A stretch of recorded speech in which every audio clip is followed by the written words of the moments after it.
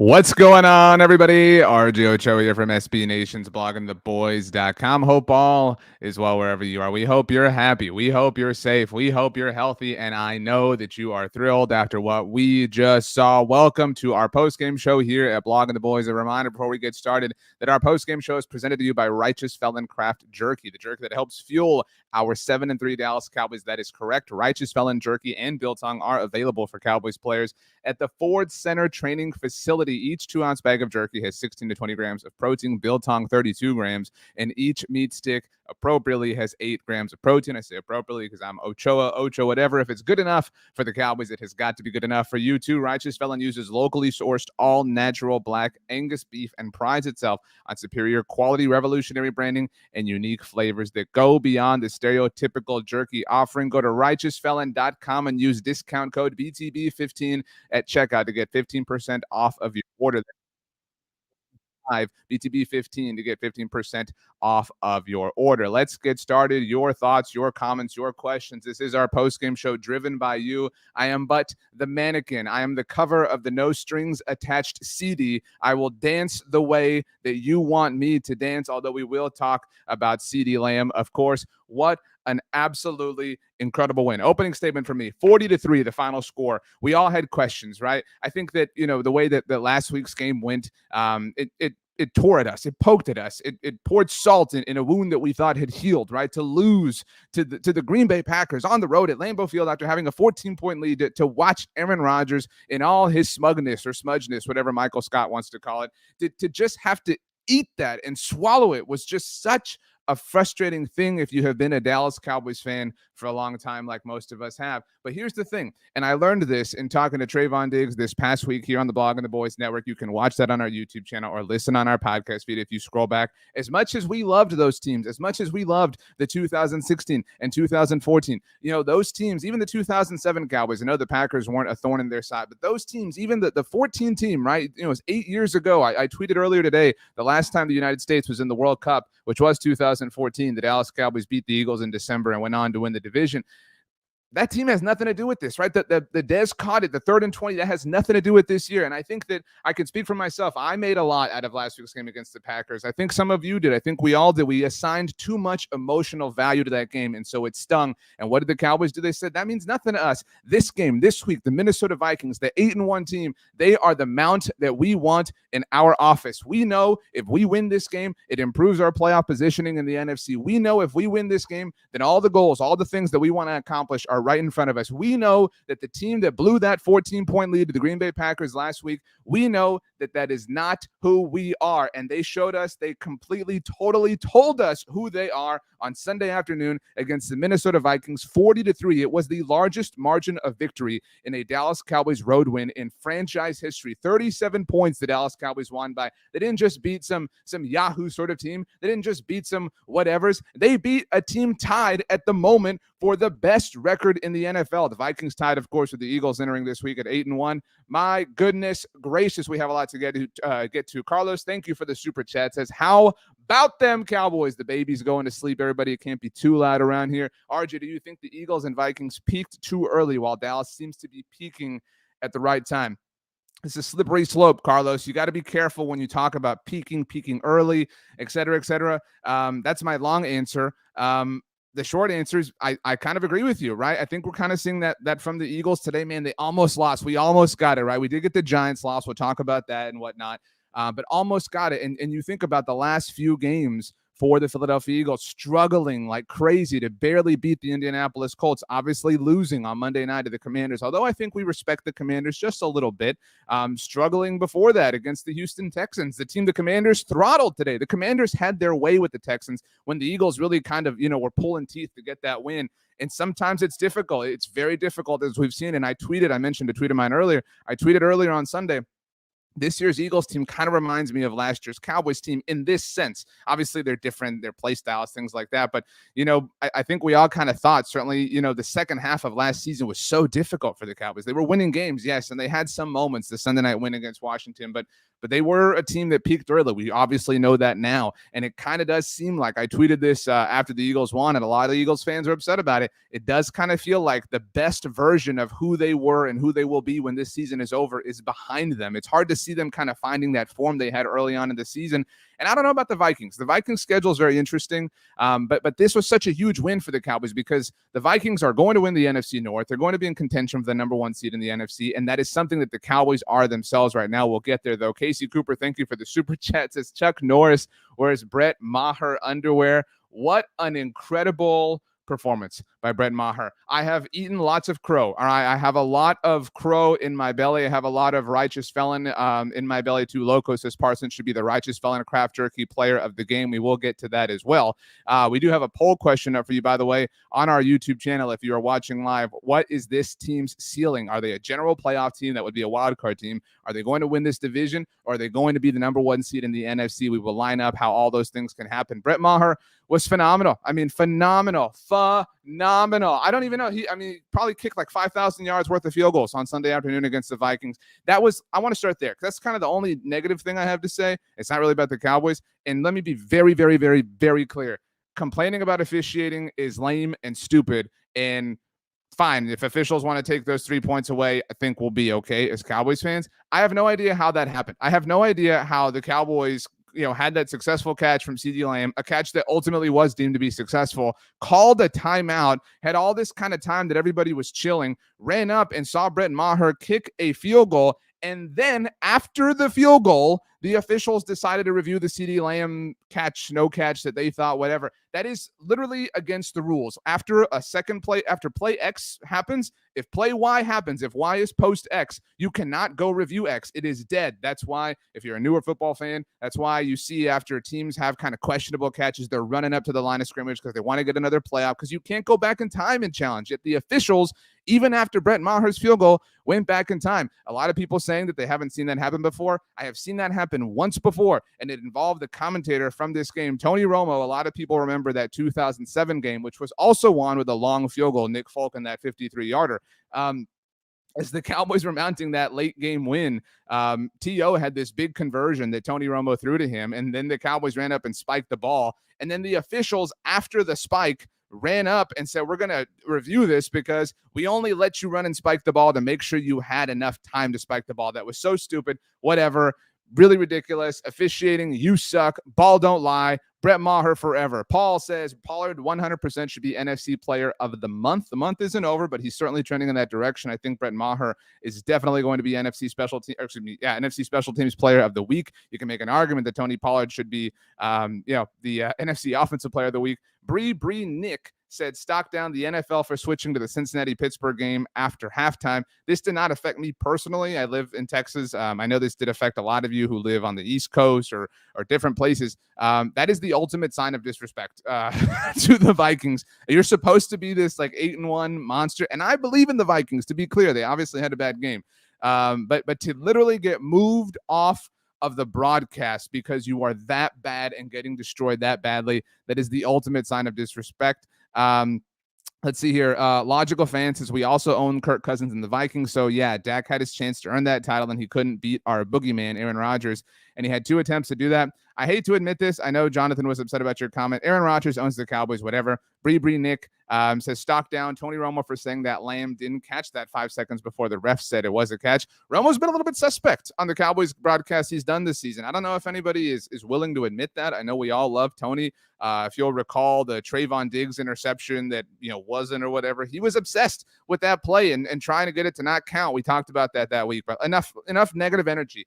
This is a great time. If you, I know we have some younger audience. If you're a kid, if you're in high school, maybe you have the week off. If you're in college, whatever, whatever your line of work is, I promise it generally is much cooler, much more fun, much just more awesome this particular week because it's Thanksgiving. We get to run into this week with the positive momentum from the Cowboys. Survivor's still on. Wednesday night's going to be great. The Christmas music is right around the corner if you aren't hearing it already. I mean, it's just a really great time of the year. And so the Cowboys winning this way really adds to that and really elevates that. I mean, this was just an amazing performance. All right, let's get to stock up, stock down. I'm going to be honest with you. I write about this every week, also at blogontheboys.com. I do an Instagram post about it. Go follow me on Instagram, please, at RJ Ochoa. Paul, thank you for the super chat. 40 burger with a dominant D. Well said. Nice order from you. This week, it's only stocked up. only stock up. We're only pointing arrows up. I mentioned the good vibes, good times, everything's going on here. We are only pointing the arrow up, stock up. So who do you have as your stock up players, people, coaches, whatever the case may be for the Dallas Cowboys? Let's get to it. But before we do, Big Red TLC, thank you for the super chat. It says after the first quarter, you said on Twitter the final score would be 40-12. Not bad, bro. Thank you very much, Big Red. I don't have a hat, but if I did, I would tip it to you. I said that only as a joke. If I'm being totally honest, the score was 20-3. So I said the Cowboys are on pace to win 40-3. I just, you do the math and, who would have thought? Who would have thought that that it would have happened that way? But again, I do thank you for the shout out, Big Red TLC. I hope your turkey is delicious this week. All right, let's go ahead. JB74, by the way, says I love Tony, but he's been getting the volume turned down on him lately. Yeah, again, just kind of reaching that point with him. You'll be thrilled to know, I guess, people, that Fox has the Thanksgiving Day game, so we will not have to hear. What a weird sentence. We will not have to hear Tony Romo do the Cowboys game. Shane Davis says, stock up Sam Williams. Stock up to Shane Davis for the up emoji. Not the easiest thing to find in your keyboard. Stock up definitely for Sam Williams. I'm somebody who questioned the Sam Williams pick a little bit early on. Obviously, that was a different time, and I've eaten a lot of crow on that as well. Sam, or, the artist formerly known as D, that was a weird month. Sam Williams has been amazing for the Cowboys, and it certainly is easier to rush the passer. I don't mean to say or imply it's easy, but it's easier to do in a defense that features Micah Parsons, DeMarcus Lawrence, Dorrance Armstrong was back today, Dante Fowler had a sack, right? It's easier to float when the rising tide is pushing everybody up. So I don't want to take anything away from Sam Williams. What he did was incredible. I mean, he was phenomenal. Let's get the defensive stats here for the Cowboys on the day. Total sacks, we had one for J-Ron Curtis, who did the skull right after. We had 2 for Micah Parsons, 2 for Dorrance Armstrong, 1 for Dante Fowler, 1 for DeMarcus Lawrence, 7 Monica Geller sacks for the Dallas Cowboys against the Minnesota Vikings. So no sack for Sam Williams, but he was there all the way through. Good for him. Good job. A lot of you are saying Trayvon Diggs. I have nothing to disagree. I have nothing to say. I only have something to promote, and it's the interview that I did with him. Go back and watch it here on the Blog on the Boys YouTube channel, or listen to it here on the Blog on the Boys podcast network. It was 17 minutes. It was super awesome. I've been very fortunate to be a part of a lot of these, and he was among my favorite interviews that I've ever done. I highly, highly, highly recommend it. Trayvon Diggs. I mentioned the stats. All right. Is anybody curious? Does anybody want to know how Justin Jefferson performed for the Minnesota Vikings? And to be very clear here, love JJ, not a slight, not a shot. This was just obviously a question we all had. Justin Jefferson is so awesome that, beating him this way is something you can be very proud of. Justin Jefferson targeted 5 times by Kirk Cousins, 3 catches, 33 yards, not even the leading receiver on his team, although he kind of technically was. I'm being a little silly here. TJ Hawkinson with 5 catches for 34 yards led the way for the Minnesota Vikings. Man, just an amazing performance by Trayvon Diggs. Amazing. Absolutely amazing. I mean, we were talking about this on the Blog on the Boys Roundtable. We do them every Tuesday here at 7 p.m. Central Time. We stream them live. We'll do that one this week as well, even though it's a holiday week. So if you're going to be driving or traveling, go have that to listen to starting Tuesday night or Wednesday morning if you can't be part of the live show. But Tony Catalina, who you'll hear tomorrow on First and 10 here on our podcast network, mentioned that Trayvon Diggs is not far behind Micah Parsons as far as the best defensive player on the Cowboys. And that sounds ridiculous when you say it that way, but he really is not. Trayvon Diggs has evolved. And that's one of the things that Tony Romo said that I think we all loved. And a lot of people have been saying this. Trayvon, the interception numbers aren't there. We knew that would happen. We knew there would be regression to the mean. But to show up, Trayvon, again, something important. He said this was one of one. He said this was the one in the interview that I did with him. He said this is the one. We want Kirk Cousins. We want Justin Jefferson. The Cowboys called their shot. Trayvon Diggs, obviously chief among them in that capacity. They said this is a playoff game. And they went out and they just kicked ass. And I mean, to do that, to shoot your shot that way and to nail it like that is incredibly impressive. That is something that only the most elite teams do, and the Cowboys deserve all the credit in the world for that. Let's see, we missed a couple of super chats. Zachary Aranda, I hope I'm pronouncing that correctly, says, RJ, I know you wanted CR10 in the 4th in Green Bay, but Coop in the 4th in Minnesota. Sheesh. Cooper Rush getting a moment was just super, super, super awesome.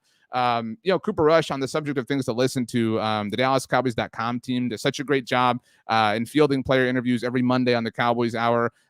It's such an awesome thing to listen to players in like an hour, a really relaxed format. And Cooper Rush was this week's guest. Really awesome dude. And obviously we all love Cooper Rush, what he did this season. For him to get time in Minnesota specifically, the place where he got his first career win, was so Awesome. Great job, Cooper Rush. I don't have him as a stock up, but I have no problem if you want to put him up there. Brian, thank you for the super chat. Says, as I said on TikTok, everybody go follow Brian on TikTok. Does a great job. I don't want to give away what Brian posts on TikTok, but it's really, really, really interesting. So go follow him, please.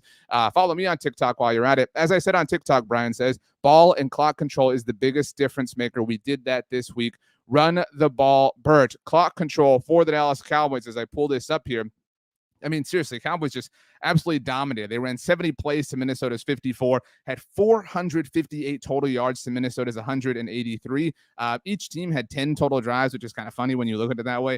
Yards per play, Minnesota at an embarrassing 3.4, Dallas at 6.5 yards per play. But the time of possession, which is what Brian is talking about, Minnesota held the ball for 22 minutes and 36 seconds. Meanwhile, the Dallas Cowboys held it for 37 minutes and 24 seconds. Total, complete, absolute domination. Well done, Dallas Cowboys. DeLunatic says, stock up, playing Jason Peters at left tackle and 73 as left guard as of late. Tyler Smith, obviously 73 here. Getting ready for the return of 77. There was a lot going on, obviously, late in the game. I think we were all kind of not like just counting our chickens, but like, man, this is a cool chicken, right? I got one of these chickens. Look at my chickens. Like, we were past the point of counting. We were like displaying the chickens.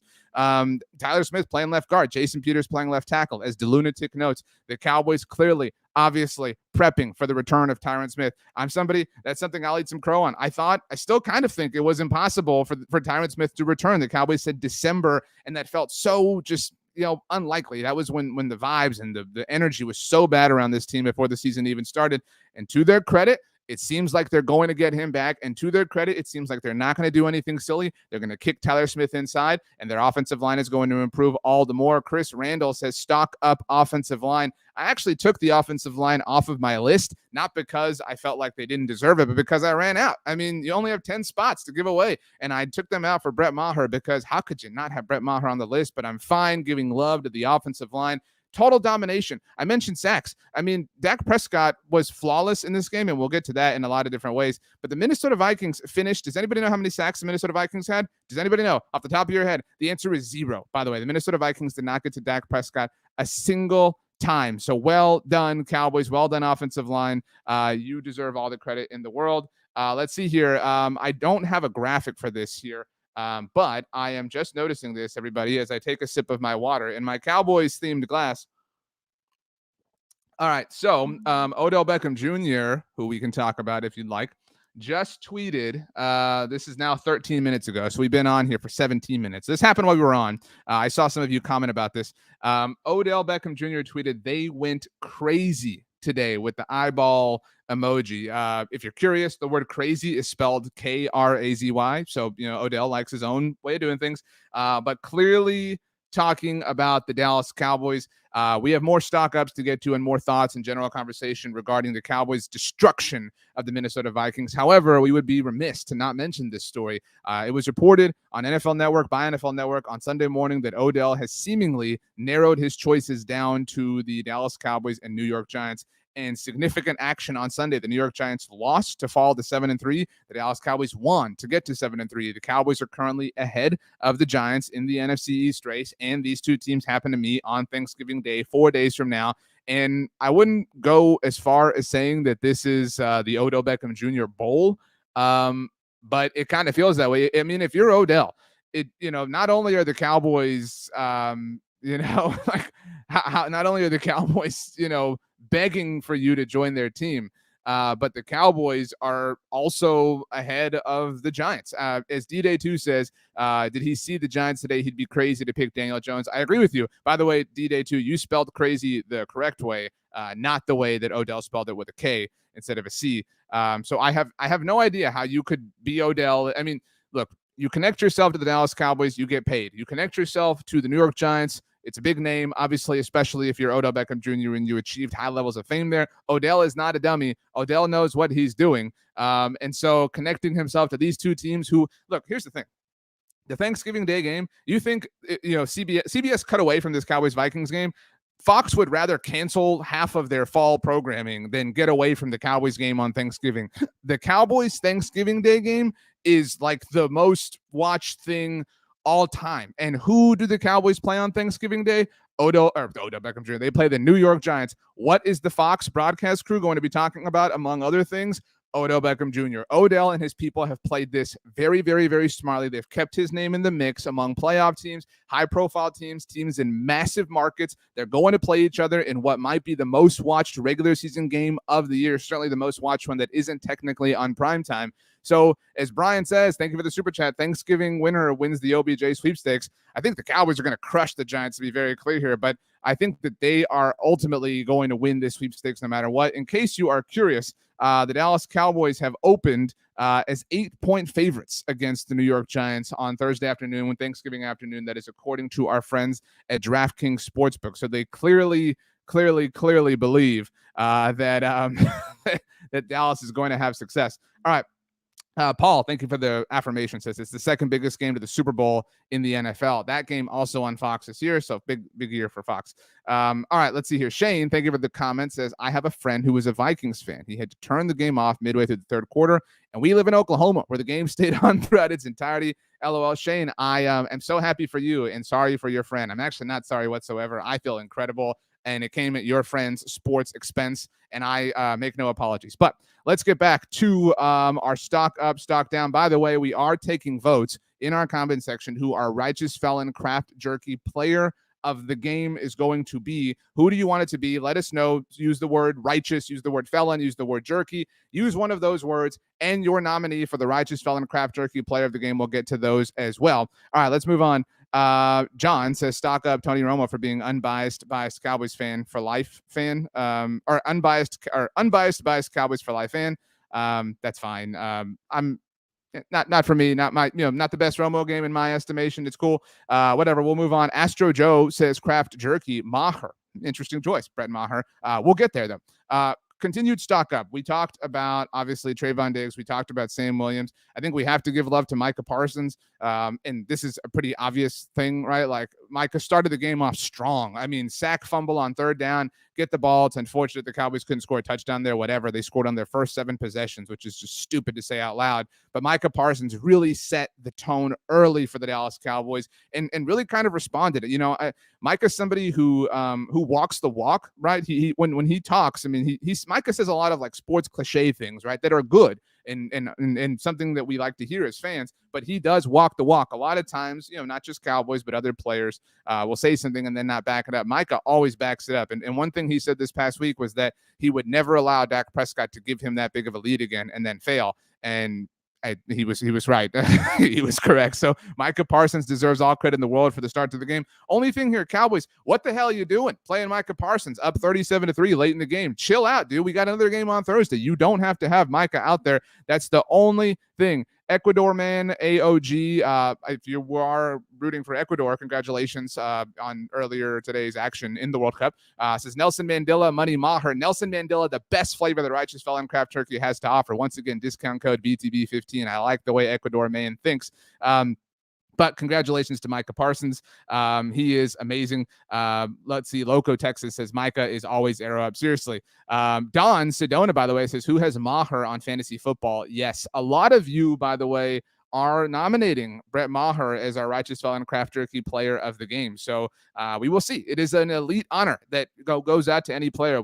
Thanksgiving has the iron, whatever it is. I've already forgotten. But cool deal, to get nominated or to win the Righteous Felon Craft Jerky player of the week. Watson Mata says Micah beef jerky, 37 inches is not extraordinary. 3 inches is. I think you're talking about not inches. I read that incorrectly. Not 37 is not extraordinary. 3 is the score. Well done. Kenneth Cook says RJ stock up. Cooper Rush not on my list, but I'm totally cool if you want to have him there. Doxson 7 says Jason Garrett approved of the win. I'm assuming that Garrett just said this on Football Night in America. Loco, thank you. The Iron Turkey. That is CBS's award. Joey, let's get this back on track. Says Dak played his best game in well over a year. Now, to set this up, last week, I did a hit with my friends Kevin Gray and Chris Arnold on 105.3 The Fan, the home of the Dallas Cowboys. Everybody listen to them, support them. The Fan is so great, and all the interviews they do with Jerry Jones and Stephen Jones and Mike McCarthy. By the way, shout out to friend of the show, Bobby Belt, starting full-time tomorrow morning in the morning on 105.3 The Fan, so listen to them. But in the hit that I did with them, I said that it was really fair to criticize Dak, right? I mean, Dak played well, and I think had the Cowboys won last week, we would have really explained away the interceptions, right? We would have said, well, it was CeeDee's fault, it was Schultz's fault. Dak played well, he built this lead, whatever, blah blah blah. But I think it's fair because you play quarterback, because you make the big bucks, right? It's fair to sit here and say you touched the ball twice with the chance to go win the game, Dak, and you did not do it, and that falls on you. And ultimately, it did. And holy crap, Dak Prescott responded. This was, to the comments point, maybe the best game that Dak Prescott has played since New England of last year. That was what I talked about with Chris and KG. I said, when was the last time that Dak just went out and just dominated, just completely owned a team, had the drive when he had to have it, had the moment when he had to have it. And granted, that wasn't the case in this game. It's not like the Cowboys needed a big time field goal or touchdown or something like that. They didn't need them because Dak owned them. Dak owned every single bit of this. Finished 22 of 25, 276 yards, 11 yards on average, 2 touchdowns through the air, a little bit of mobility from Dak too, 3 carries for 16 yards. This was the finest performance that Dak Prescott has had since last year's game in New England. I know that the Cowboys had some strong performances against Washington last year on Sunday Night Football, the bench game and the fight game, and then they had a great game in Week 18 against the Eagles. That was insignificant. This was Dak just absolutely saying, that team is one we got to beat. That's something we got to get through. We got to have that mount in our office. I'm going to go get it. I'm going to do that. I love this comment from Zach. Where did it go? Zach says, Dak had that dog in him today. If one of you wants to offer a woof sound, I'm not going to do that, but if you want to, it's up to you. But seriously, an absolutely incredible performance by Dak Prescott. Brian says Pollard had like 200 total yards. How is he not the jerky MVP? We'll get there, Brian. We haven't handed out the jerky MVP. Joey says Dak to Pollard for 62 was a dime. I mean, again, I understand, and we haven't had that many Eagles fans in our show here this evening, probably because, they're a little bit scared, a little bit nervous. Oh, man. Oh, no. And you know why they're nervous? Because Dak is back. This dude is completely and totally back. And, this could go away, right? Like, that's the way sports work, and that's the way football works. This has been a weird kind of year. Production's been down, not just for Dak Prescott, but for a lot of quarterbacks. And it's so difficult to evaluate Dak properly because of the fact that he missed 5 games, right? And so you look at it, actually, I'll just ask you. I'll ask all of you. I want you to be as honest as you possibly can. Who is the best quarterback in the NFC East? Because my answer is Dak Prescott. I'll buy you all some time to give you your thoughts. Who is the best? And I'm not saying who's the most accomplished this season, who's thrown for the most yards this season. I'm saying right now you got to take one of these 4 dudes: Dak Prescott, Jalen Hurts, Daniel Jones, Taylor Heineke. Who is the best quarterback today in the NFC East? I don't know how the answer is not Dak Prescott. Let's see. Jonathan Ortiz says Dak Prescott. Adam Blank, Dak 100%. Watson Mata, Dak by far. Man, I lost a baby. Baba Yaga says Hurts right now. Shane Davis, Dak with a great running game is hard to beat. Carlos, Dak by a mile. Opera Doc says Prescott. Let's see here. Zach Fowler, by the way, says Sirianni showboating after barely beating a Jeff Saturday-led Colts team had me rolling laughing. That's the way Nick Sirianni rolls. Donnie says Dak easily. JB74, Dak. Brian says Jalen Hurts. Twan B says Dakota. Dak Prescott. Juanita, Dak, of course. Loco says Dak. Rex Morgan says today, Dak. Money Fanatic says it's Dak, of course. Come on, you know that. Malik Weaver says, what's Dak's playoff record? He has more playoff wins than Jalen Hurts does, if that's the metric that you want to use. Joey Stewart says, what? No question at all. Dak. Caleb says, and I like this comment a lot, I don't know how anyone can put someone in front of Dak. He's the most complete passer.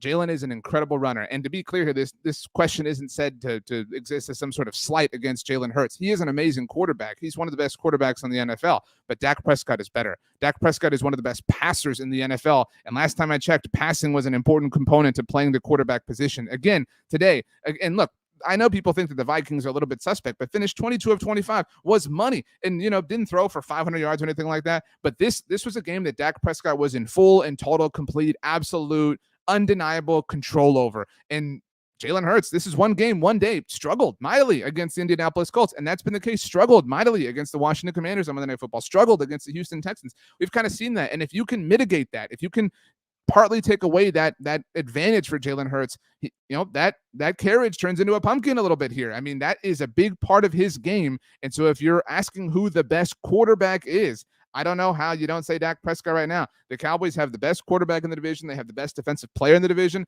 They have maybe the best head coach in the division. I think maybe for some of you, I certainly think Mike McCarthy is the best head coach in the division. And they have the easiest schedule of anyone in the division. I know the Eagles' schedule is easy, but we'll get to that as well. Paul, thank you for the super chat, says, I loved his third down keeper when the defense all followed the halfback. Dak is still the best in the division. Hashtag righteous felon jerky player of the game. Pollard put the game away early. I like that. Shane says, RJ, and I saw Sirianni barking after the win. I thought of you when you said he was a fake tough guy, LOL. That's such a unique thing to call someone a fake tough guy. I think Nick Sirianni is somebody who wants to be the Philly guy so badly, right? Like you see him, and he's a good coach, right? Like I'm not going to sit here and say he sucks or anything, but he wants to be the Philly guy so bad. I mean, he wants to like embody, what Philadelphia is and the Philadelphia persona and just be super Philly guy. And what is super Philly guy? Being tough, being loud, being rowdy, being all these sorts of things. Also, super Philly guy is losing to the Houston Astros in the World Series. So Nick Sirianni, if you want to be tough, your Phillies couldn't get it done. So thank you, Nick Sirianni, for that. Let's move on. So we all agree that Dak Prescott, kind of the best quarterback in the division right now, easily. Well done. Congratulations to him. Continuing with our stock up, a lot of love for Tony Pollard, obviously potential Righteous Felon Craft Jerky player of the game here on our postgame show, which is presented to you by Righteous Felon Craft Jerky. Use discount code BTB15 at righteousfelon.com. Tony Pollard and Zeke Elliott both carry the ball 15 times. This is not said to be a slight against one or the other. Zeke Elliott, 42 yards, 2.8 yards per carry, did have the 2 touchdowns down near the goal line, a long run of 8 yards. Meanwhile, same amount of carries, once again, 15. Tony Pollard, 80 yards on the ground, averaged 5.3 yards per carry. He did have 6 receptions for 109 yards, so not quite 200 and over 200 yards from scrimmage, 189, whatever, what a loser. 18.2 yards per reception and 2 touchdowns, of course. He caught all 6 of his targets, and his long reception was the 68-yard touchdown, 1 yard shy of the coveted nice. So well done. I mean, seriously, Paul, by the way, adds that Dak is playing like the best quarterback in the NFC East. I mean, what a great day. I don't have this person on my stock up list, but I have not finished the article, so I'm willing to amend something if you all want. A lot of you have mentioned this, but I'm going to use Paul's comment. Damone Clark, stock up. He allows Micah to do what he does best. So, as we see, by the way, Ryan Clark just tweeted that Tony Pollard is the Dallas Cowboys' best offensive player. We agree, obviously, but Damone Clark was awesome, and it is amazing. This is something I am very happy to have been wrong about. I mean, I don't know that I think that I said he's amazing. What Damone Clark is doing relative to what we thought he was going to be able to do is amazing. And he did the Cowboys allowed Micah Parsons to rush the passer more today. That was our heavy criticism of them last week, playing him at linebacker so much, most since week 13 of last year. It did not look good in this sense, in this capacity, in this way. When it was reported this morning by NFL Network that Anthony Barr was going to miss the game, but Cowboys rested him. He got right. He's good to go. Maybe we'll see him play on Thanksgiving Day. Damone Clark helped the Cowboys out, and yeah, Micah Parsons was a beast because of that. So I'm not gonna. I'll think about it. But Damone Clark, definitely an honorable mention. Well done, Renee. Thank you for the super chat. Says best team game overall. Seriously, I mean, everybody had a hand in it. It's one of those like Madden games where you get your quarterback 300 yards passing, your running back 100 yards rushing, your receivers 100 yards receiving. J-Ron Curris, who did the skull, as mentioned, tweeted, when you get knocked down, how do you respond? Great team domination. That's how you respond. Cowboys win. I'm telling you, it just kind of felt like, it kind of felt like the Cowboys were hunting this. Like, not that they wanted it. Like, this wasn't a game. This wasn't a contest. This was a decision, right? Like the Cowboys made a decision. The Cowboys said, look, Vikings, like, we're going to flip this coin and it's going to land one way and somebody's going to get the ball. But like, this is over, right? Like, you're not in, like, you're just here for show. This is a one-way thing. We have decided that we are going to end you. We are going to Will Smith Batman neuralize you. We are going to completely and totally take what you are, like the savages that we are, and they deserve all credit in the world for doing that. I wish they would have had that mentality seemingly last week in Green Bay, but hey, they didn't. It's okay. It's a long season. It's hard work. You're going to lose some games. That's life in the NFL.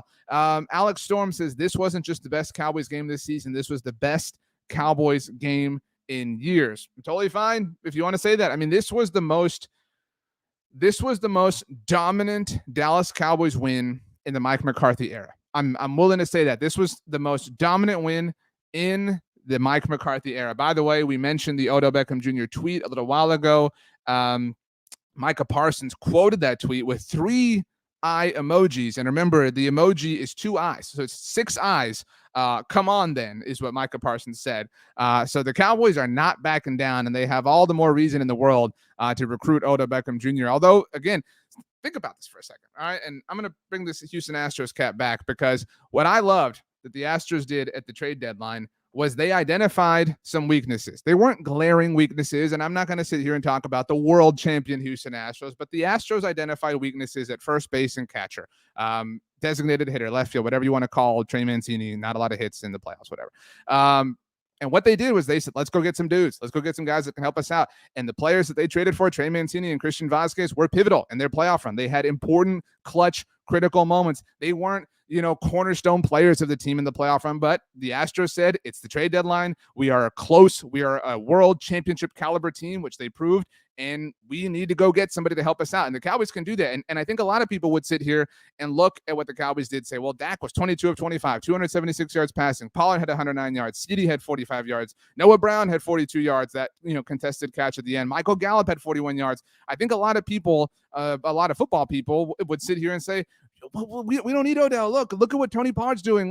You know what I say to that? Again, more. Pour it on. Be some savages. Be J-Ron Curse. Go out and take it all. Who cares if you have enough? You know what's enough? Nothing. Nothing is ever enough. You can always have more. You can always be better. You can always get somebody else to help. You have no idea what a season is going to have in store for you 1 week later. Remember, last year it was the penultimate game of the regular season when Michael Gallup tore his ACL. You have no idea. The season, the Super Bowl, the 1 seed, the division, nothing is won before Thanksgiving. Nothing. And so we're all excited about this. You have a chance to add a player who can take your offense to another level, an offense that just dismantled one of the best teams in the NFL. Do it. Pour it on. That's what we want to see from the Cowboys. Patrick, by the way, says, RJ, we really need more live NFC East mixtapes. I cannot wait for the NFC East mixtape this week. I think we might do a Christmas spectacular, what with the Cowboys and Eagles playing on Christmas Eve this year. By the way, the Chargers had some sort of strobe light as they were introduced, so that's the light bouncing off of my face. It's not a party here in my office, but it is a party here in the chat, because the Dallas Cowboys are 7-3. They look every bit like one of the best teams in the NFL. They certainly look like one of the best teams in the NFC. Obviously, in the NFC East, Shane Davis, by the way, says, go all out, bring in OBJ. Why not? Absolutely. Again, do it. I can tell you, again, using the Astros as an example, Trey Mancini was a trade acquisition. Christian Vazquez was a trade acquisition. Did the Astros give up a lot? Some would argue yes. It was totally worth it. Again, just to dilute this for anyone who doesn't care or doesn't watch baseball, Trey Mancini's biggest accomplishment in the entire postseason run was 1 out that he recorded in Game 5 in Philadelphia, of all places. That 1 out was critical. I would do the trade 100 out of 100 times for just that 1 out. He got an incredibly important out in that game that helped the Astros win and take the advantage back to Houston, where we won the World Series. I would do it 100 times out of 100 times for that. So if Odell Beckham Jr. comes in and like, well, what, RJ, what if he only has like 3 catches for 33 yards? Who cares? You had him there. You had him available to make the 1 catch that you needed. And that's what we want to see. Paul, thank you for the super chat, says the defense is still top 3, best IMO in the league, but Prescott has brought this offense alive. Hashtag best QB in the NFC right now. Question, RJ, who helps us? I don't know what you mean specifically by who helps us, Paul. I would love to answer the question, especially because it was a super chat. I'm sorry. Here we go. Which teams help us? I mean, okay, we have some more stocks to get to, but this is something I want to know, just kind of on the subject of Paul's question. The Cowboys, this was a huge win. All right. This was a massive win for the Cowboys, because by beating the Minnesota Vikings, they have a clear path towards the number 1 seed in the NFC. All right. And this involves passing the Eagles, and the Cowboys do need some help to do that. So I know that if you say it's a clear path and then you say you need some help, it's actually not the most clear path, but it is clear. It is very clear in my mind, based on 538's model. All right. After today's win, the Dallas Cowboys, this was before the game, they were 18% favorites to win, or 18% likely, I should say, to win the NFC East, and to be the 1 seed, they were only 9%. So before this game, and we're getting to this, all right, before this game, Dallas had an 18% likelihood of winning the division and a 9% likelihood of being the 1 seed in the NFC. After this win, they have jumped to a 28% chance of winning the NFC East, and to the 1 seed, a 19% chance. Now, to be clear, Philadelphia's likelihood of being the 1 seed in the NFC also improved with the Vikings loss because the Vikings are obviously, or were tied with them before today. And so now the Vikings are a game and a half back of the Eagles because the Eagles own the tiebreaker over the Vikings by having beaten them in week 2. But you know who else holds the tiebreaker over the Vikings as of now?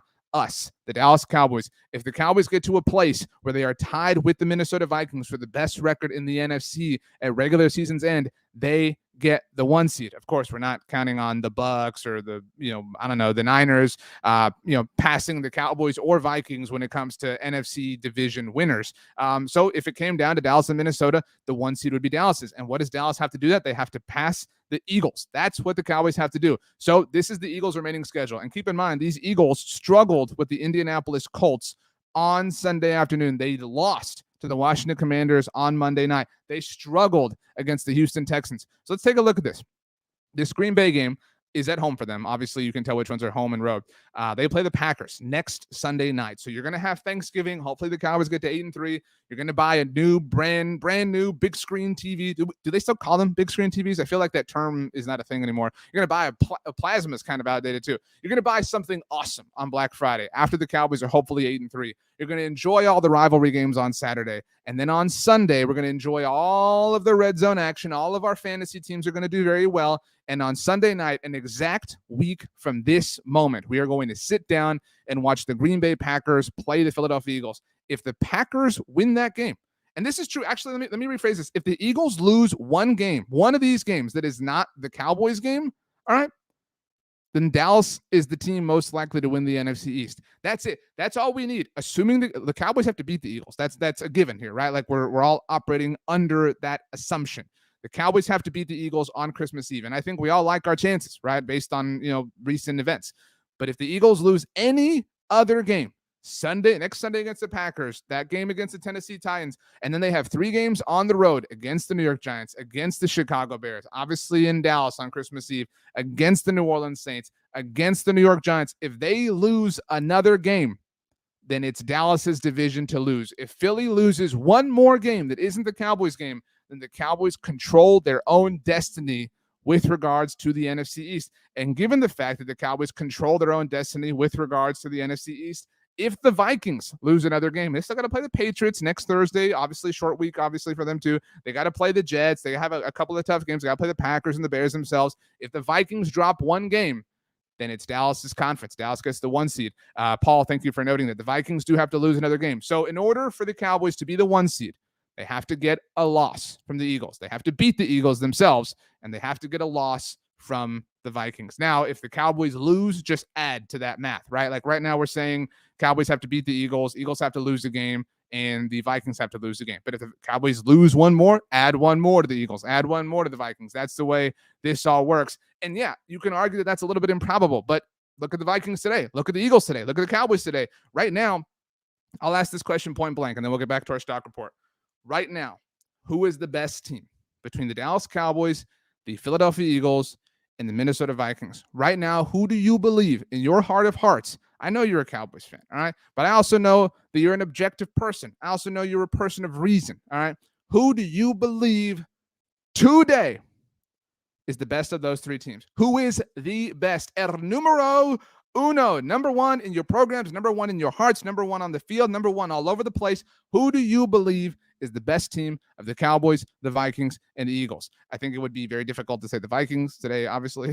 So I don't know which one of you are going to say that. Let's see here. Joey says Philly. Joey has a Vikings logo on his YouTube channel, so that's a little bit confusing. Zach says Du Bois. Michael says Dallas. Juanita says Dallas Cowboys on exclamation point.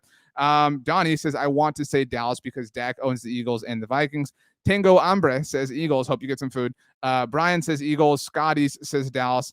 Patrick says Eagles beat both the Vikings and the Cowboys. This is true. And no, I don't think there's a Cowboys fan out there who's like running from the fact that the Eagles beat our team. However, I think we all believe that was not that team was not who this team is. And it's not like a matter of, oh, they're just different. They've changed, right? They literally are different. They did not have Dak Prescott. We just sat here, all of us right now, and effectively agreed. We came to a consensus that Dak Prescott is the best quarterback in the division, which includes Jalen Hurts. And so how you can say, and I know that isn't your point, Patrick, oh man, well, the Eagles beat this team. They did not.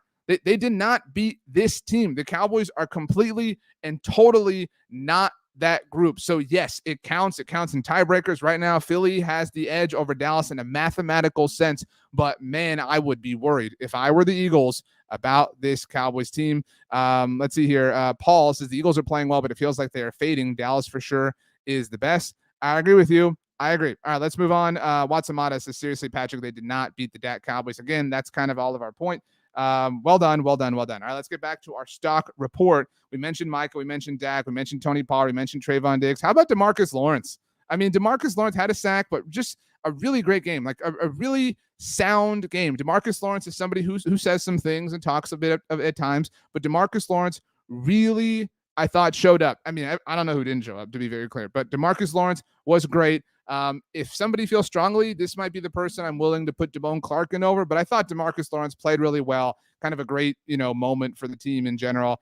So good for him. Shout out to DeMarcus Lawrence. Stock up for me, CD Lamb. All right. It was a tough game last week for CD Lamb. All right. It was a tough situation for CD. With the interception being on him. By the way, I like this question from Shane Davis. Says, is this D-Law's best year so far? Absolutely. I mean, it is absolutely his best season as a Cowboy. I don't know how you can, convince yourself otherwise. He's had some dominant performances, but this is a dominant season as a whole. Watson Mata says, what about Dante Fowler, Dorrance Armstrong? Didn't make my list. Like, this was a tough week to come up with 10 people and only 10 people. I mean, honorable mention, certainly. I mean, again, if it was a stock report of 53 players, we'd have a long way to go.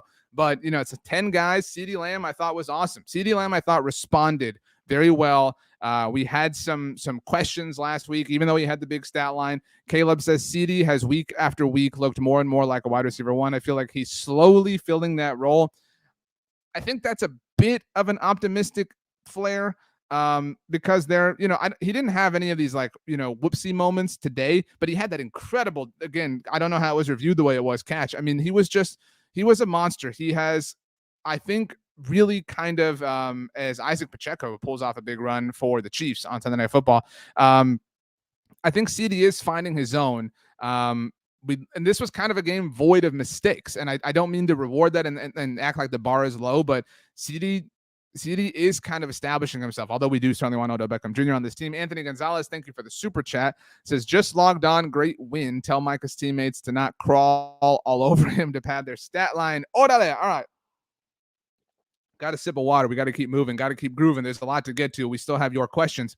Juanita, by the way, says, we came from behind with a backup quarterback and nearly beat the Eagles. I thought it was a joke when I heard the Commanders beat the Eagles. So, yes, we can take them. I like your attitude. Mark says, CD, huge catch right on the field goal marker for Maher. Remember, we will award our Righteous Felon Craft Jerky player of the game. It's kind of down to Tony Pollard and Brett Maher in y'all's eyes.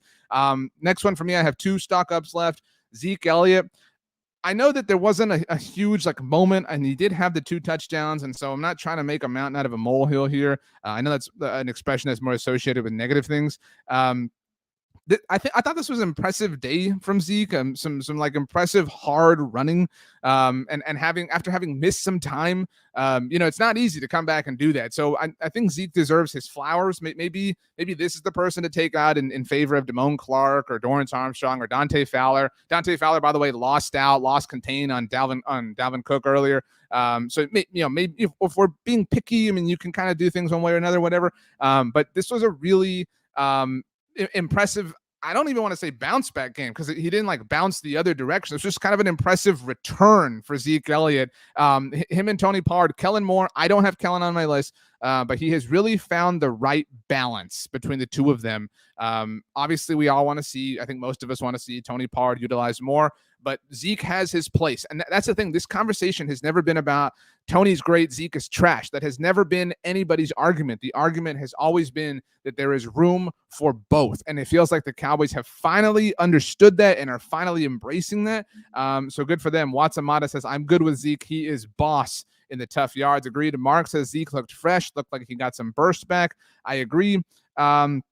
Loco says that touchdown showed you needed a big running back. Even Romo said size matters. Baba Yaga says Zeke's not bad, just overpaid. Again, JB74 says today proved why you need both him and Pollard. Again, I think that's a very fair point. Astro Joe says Zeke was consistent and did his job as necessary for the plays called. And Donnie adds that Pollard got denied twice near the goal line. Zeke boss in the end zone. That's what you don't always get with Pollard. I do think, and I know this wasn't Donnie's point, I do think there is a misconception that Pollard is not a physical runner. He's an incredibly physical runner, but to everyone's point, you're down near the goal line, you need 1 yard, or the world ends. I mean, I certainly trust Zeke more than I trust more people on this earth. So well done from Zeke Kelly in that capacity. Now, my final stock up, and once again, I write about this every week at bloggingtheboys.com. I also do a cool little Instagram post if you want to go follow me on Instagram and see all the pictures of my dog. By the way, Brian says Kellen would deserve a stock up over Zeke. Great game called this week for a change. I agree. And I think I'm going to kind of cheat with my final stock up, and then we'll get to your questions. Mike McCarthy. And I got to say, I was so proud of how I did not see a lot of Mike McCarthy's got to go talk last week, right? The Cowboys lost, and it was embarrassing, and it was frustrating, and it was embarrassing that Mike McCarthy threw his headset in overtime, although we all understand that it was an incredibly emotional game for him. He really wanted it. Obviously, nobody on earth can understand what Mike McCarthy was experiencing last week in Green Bay. And I don't mean this as a shot at Jason Garrett. That's what this kind of turns into. But man, they were not like this. They were not like this. This Cowboys group, this Cowboys team, they were not like this before he arrived. He is somebody, he is a head coach. And I'm giving the stock up to Mike McCarthy, but I'm fine if you want to break it in pieces and give some to Dan Quinn, to Kellen Moore, John Fossil. I mean, everybody really deserves. This was just an incredibly well done game by the entire coaching staff, medical staff, training staff, players. But I think McCarthy deserves his flowers because they went in and kicked ass. I mean, they went in and just obliterated an opponent. And again, they acted like some straight savages. I mean, they said, what do you have? We want it, right? Like, we don't care. Like, we're coming in, we're taking it all. We're leaving nothing behind. You're an 8-1 team. Cool. We need this. We need the tiebreaker. We want this. We need this because if it comes down to you and us Vikings and it's a tiebreaker, we want that. We're going to have that. It's not a discussion. It's not a debate. It's not a contest. It's not a competition. It is a decision. It is a decision that we have made to end you. And they lacked that. They really have lacked that for a long time. I mean, they have really stabilized under Mike McCarthy. And people live in these extremes where they say, well, he lost against the Packers and they lost. They're going to lose games. It's the NFL, dude. I mean, they're going to lose games. It's a hard league. There are good players on every team. There are good coaches on every team. And if people talk so much about Mike McCarthy and his clock management, his end of half management, I invite you to rewind your mental clock back to the end of the first half. After the Cowboys had scored their touchdown and it was 20-3 and we were sitting here, la-di-da, life is great. This team's about to be up 20-3. Let's party. Let's get everything ready. Let's, take put the turkey in the outside fridge, get it ready, get it all set up because we're going to be baking that bad boy on Wednesday night. But no. What did Kevin O'Connell try to do? Kevin O'Connell, who is definitely a great coach. What did Kevin O'Connell do? Timeout. I'll call my timeouts. And, I'm just going to magically all of a sudden pull off a scoring drive because I have had no success doing that here in the first half.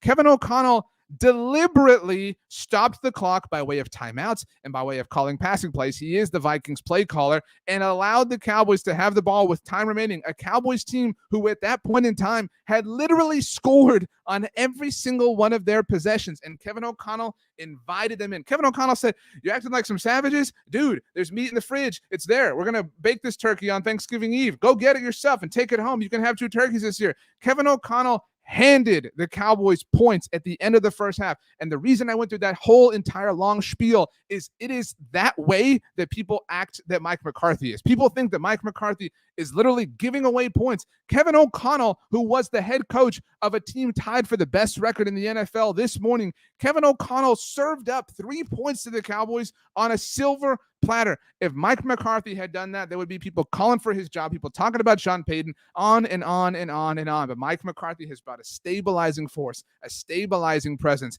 and quite frank, an attitude of savagery to this team that I think we're all enjoying watching on a week-to-week basis. And you know what? This is a team who smells blood in the water with this New York Giants team. Hey, Giants, if we beat you, we have the tiebreaker. Hey, Giants, if we beat you, we get ourselves closer to Odell Beckham Jr. So yeah, this isn't a contest. This isn't a debate. This isn't a competition. This isn't a question. This is a decision. New York Giants, come to our house on Thursday afternoon, wear your uniforms because we're going to look awesome in our throwbacks, and we're just going to destroy you and get to 8-3 on the season. Now, Joey offers that Kevin O'Connell is 8-2 as a rookie head coach. Again, I said at the beginning of all that, I think he's a great coach, but that was an awful end of first half level of management that we saw from him. So good job, Mike McCarthy. Good job, all of your staff. Super proud of you. All right. Those are all of my stock ups. We have a little bit of time left, so let's go ahead and get to your questions. I will answer anything you want. I will talk about anything you want. But before we get there, I do think it's time to hand out our righteous felon craft jerky player of the game. Man, Tony Pollard came so close, but it is Brett Maher. How about a round of applause for Brett Money Maher? All right. Brett Maher was on fire today. I mean, absolute, you know, the gif of the dude who walks on fire, that was Brett Maher. Literally a man on fire. I have no idea how Brett Maher did this. And he made a 60-yard field goal that he did get no credit for. He made a 27-yard field goal. He made a 53-yard field goal. He made the 60-yard field goal at the end of the first half. He also made a 50-yard field goal in the fourth quarter. This man covered sea to shining sea with all of his field goal yardage today against the Minnesota Vikings. So, I mean, seriously, I think we have a bot here. I'm working on identifying the bot. Oh, I see it here. Let's get this bot out of here. Bot, you ruined my Brett Maher rant. I can't believe you.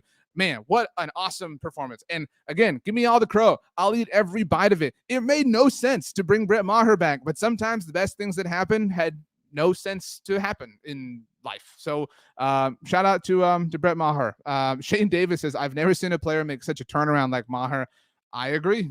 Well done, Brett Maher. Well done.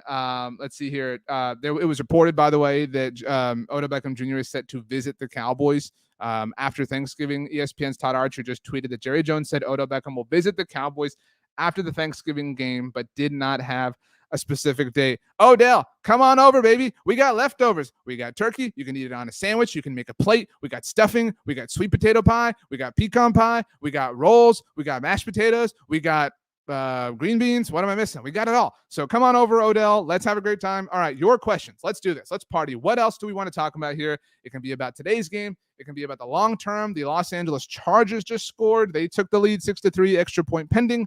Yeah, Brian, by the way, thank you for the super chat. Says Mike McCarthy throwing his headset wasn't embarrassing. We were all feeling that. At least he isn't standing there smiling and clapping on a failed play. I'm with you. I certainly felt that way, but the clapping never bothered me. The clapping was always something I thought was a silly trope, but that's fine. I thought it was a little embarrassing, but whatever. Look, Cowboys bounce back. They can do whatever they want. Paul, thank you for the super chat. Says I drafted Maher, Pollard, and the Dallas D in fantasy. Well done. Let's see here. One of you mentioned this here. Astro Joe says, will you have a cheesecake on standby to eat on the air when OBJ is signed?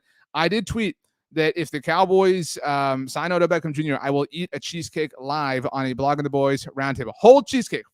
I'll do the whole thing. The roundtables are an hour long, so I will have an hour to do it. I will do it on the following roundtable. So if he were to sign, say, Friday, then on Tuesday, not this coming Tuesday, the following Tuesday after Thanksgiving, I will eat an entire cheesecake. Yes, I will be ready.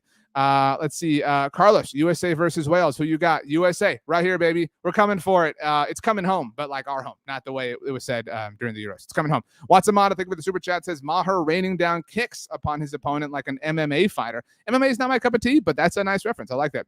Caleb says, do you foresee Michael Gallup ever being a deep threat again? Well, this is a good question.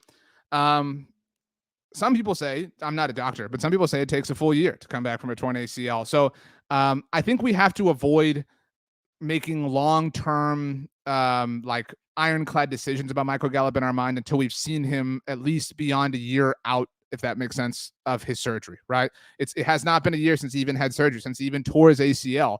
And so I'm willing to give him a little bit of slack there. And we always knew this would be the case. The Cowboys knew it would be the case when they signed him. He was hurt, obviously, when they signed him. So you kind of have to live with that.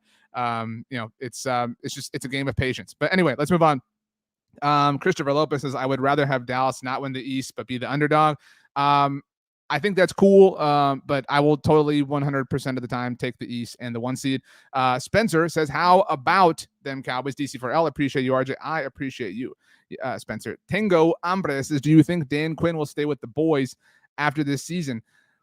I mean, I think a lot of that depends, right? Like, I think it depends, like, how many spots are we looking to fill? Like, do the Broncos fire Nathaniel Hackett? We have 2 openings, right? The Panthers and the Colts. What else is open this year? Like how many posts are vacated, right?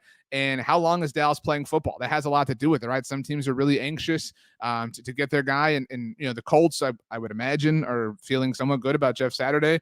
There was a report, I think, from the Charlotte Observer on Sunday morning, that the Panthers are considering sticking it out with Steve Wilkes. So if that's the case, if those 2 teams like the guy they have, right now there's not an opening. And so it's a combination of, how many jobs are available, and how long is Dallas playing, because sometimes teams don't want to wait. Sometimes teams are desperate, so they want to get somebody in, as soon as the regular season is over.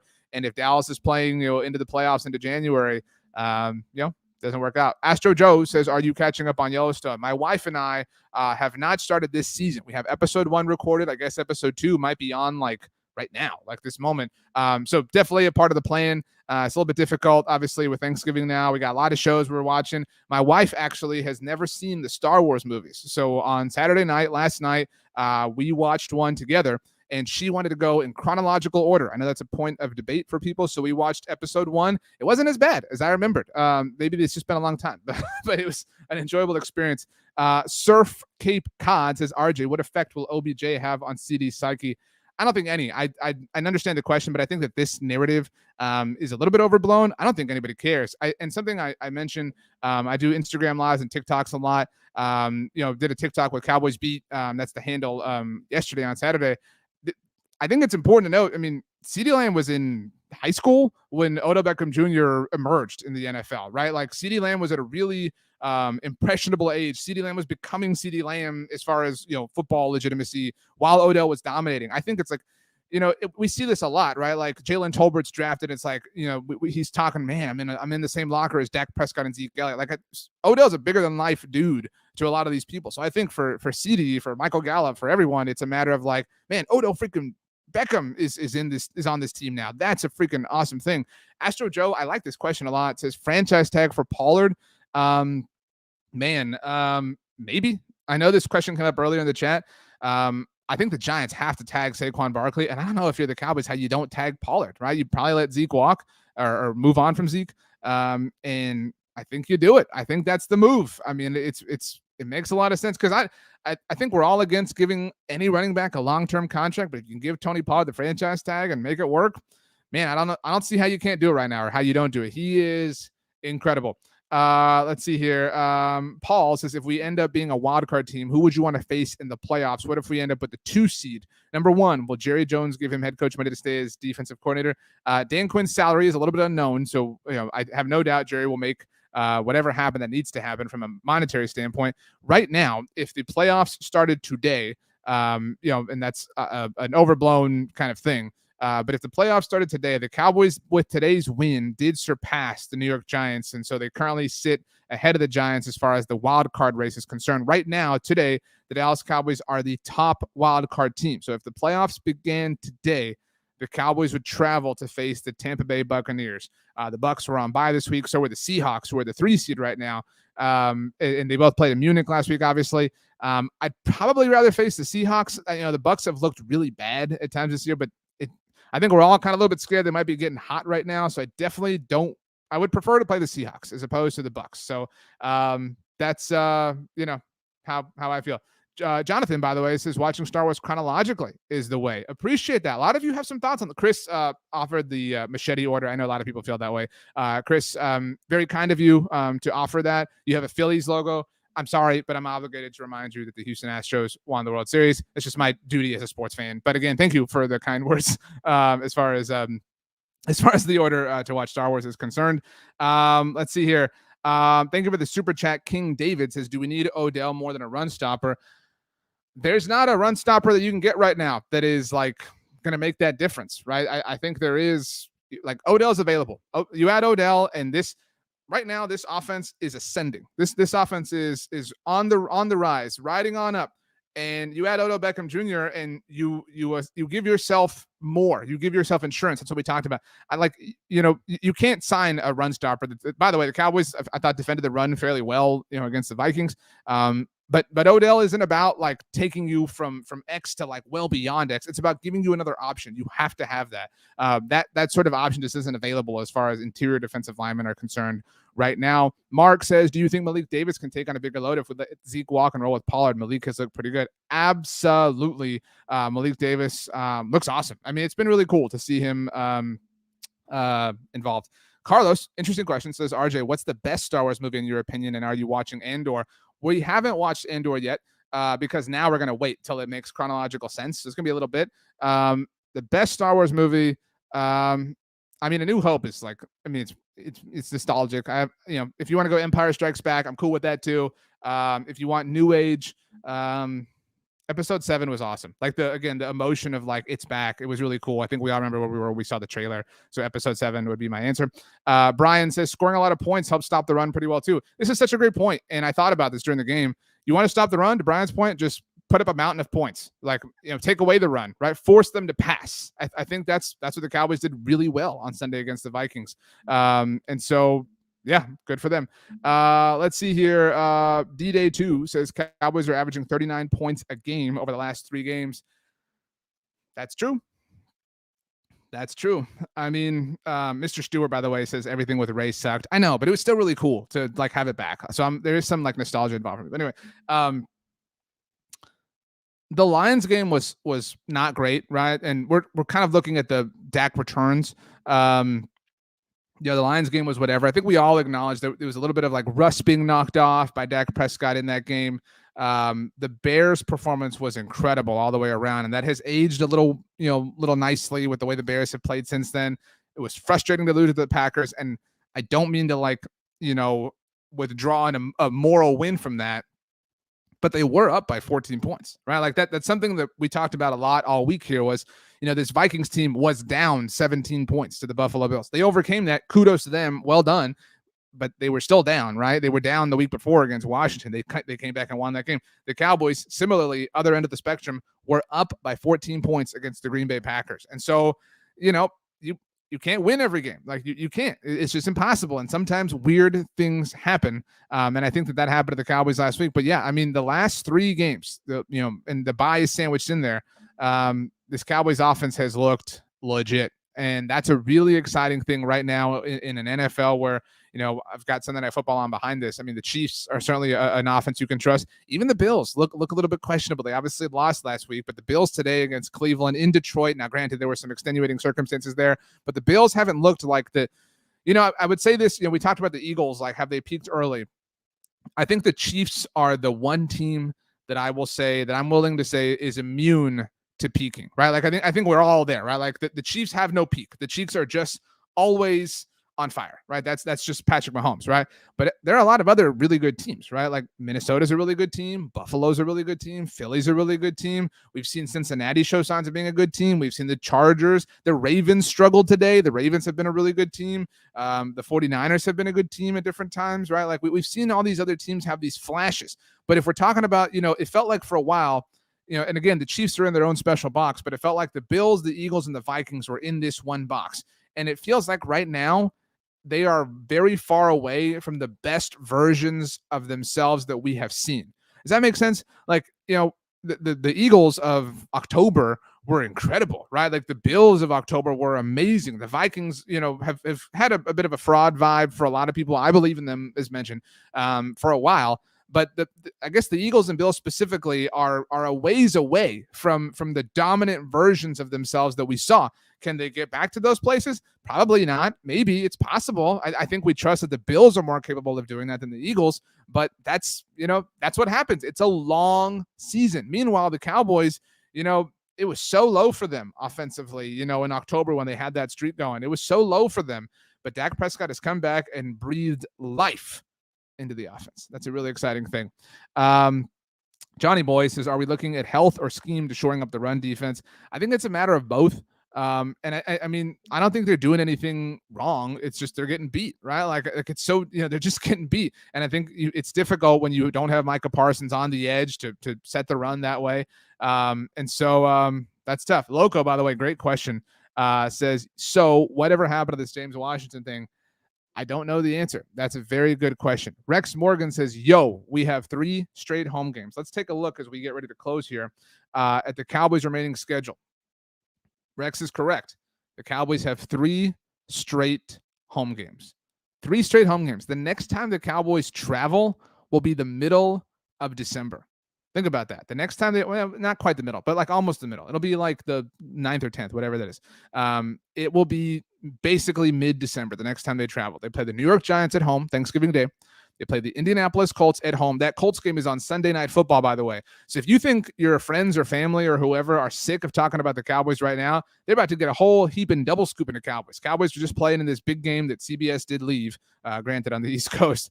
They're playing on Thanksgiving Day. Then they'll play on Sunday Night Football. So Cowboys get the Giants, the Colts, the Texans, all at home. Then they have the one place they have to travel to is the mighty Duval County. They are the Jacksonville Jaguars. I mean, and then they come home for the Philadelphia Eagles. That's their last home game, by the way. That's a Christmas Eve. That's a Saturday game. Christmas Eve and New Year's Eve fall on Saturdays this year.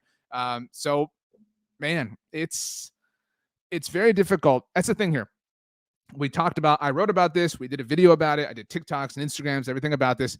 Beginning today, the Cowboys were starting their most important 5-day stretch of the season because of who the Vikings and Giants are within the division and within the playoff landscape in the NFC. If the Cowboys can get to Thursday night with one more win, with a win over the Giants, and they're 8-3, everything they want to accomplish is in front of them. Every single thing. And not only is every single thing in front of them, 4 of their final 6 games are against the AFC South. I think if I asked you, we've done this on different shows, if I asked you to pick or name the worst division in the NFL, I think you would probably say the AFC South. I don't know what comes close right now. And so 4 of the final 6 games of the season for the Cowboys are against that bad division.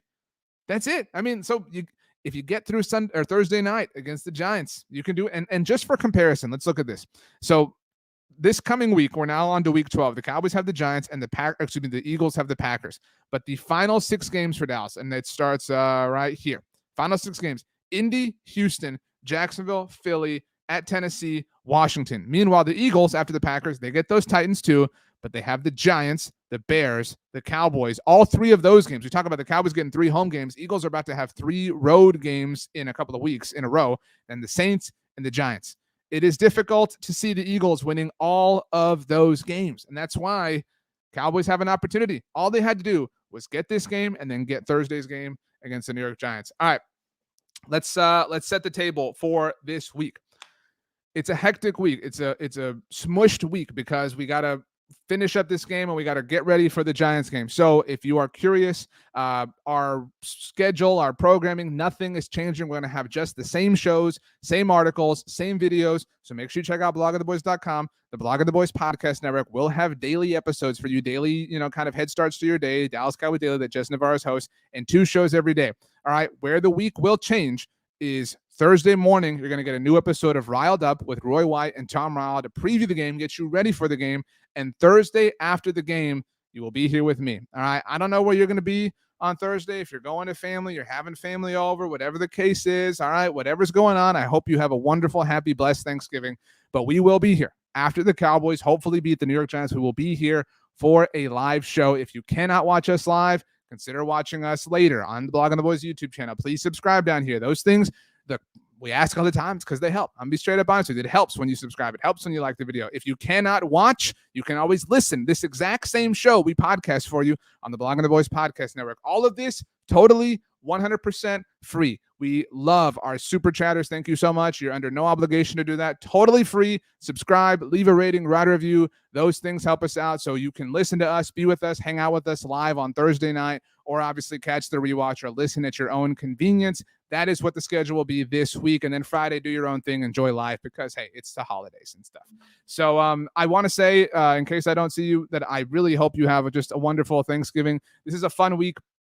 And, we get to experience it this way as Cowboys fans. There's all sorts of different NFL fan bases that get to parachute in every once in a while and have the Thanksgiving game right this year.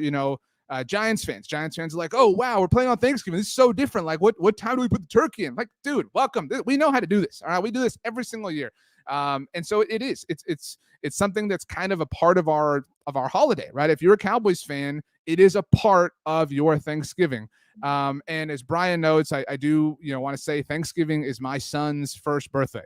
My wife and I are so excited. We love him so much. I cannot believe a year has flown by. And if you have been watching or following along, I actually did last year's Thanksgiving show in our car from the parking lot of the hospital.